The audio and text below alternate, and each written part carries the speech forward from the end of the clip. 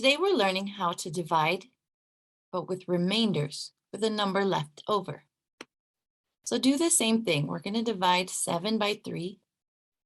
I could do 3 times 1 or 3 times 2.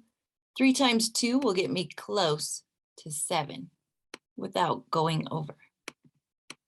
3 times 2 is 6. I subtract and I bring down the 7. Now you're ready to divide 17 by 3, but it won't divide perfectly. So you have to think of a number times 3 that will come close to 17. 3 times 1, 3 times 2, 3 times 3, 3 times 4 is 12, 3 times 5 is 15. That's as close as we can get, because if I use 3 times 6, that's 18. That's too much. So I'm going to use 3 times 5. That equals 15. I need to subtract again. And I can't divide these numbers anymore. This one's too small. So this is called my remainder. So I put R for remainder. It's 25 remainder 2.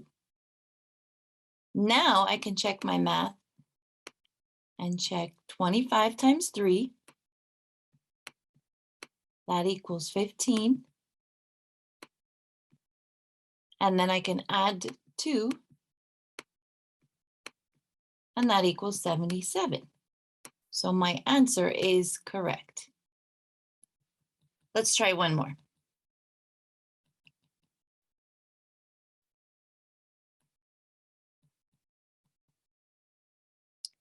$68 divided by 5.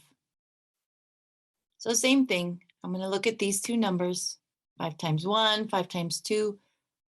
5 times 1 will get me 5. That's pretty close to 6. And then I subtract like usual and bring down my 8. Now I need to divide 18 divided by 5. It's not going to divide evenly. So I can think of 5 times 1, 5 times 2, 5 times 3, 5 times 4. 5 times 4 is 20, and that's too big.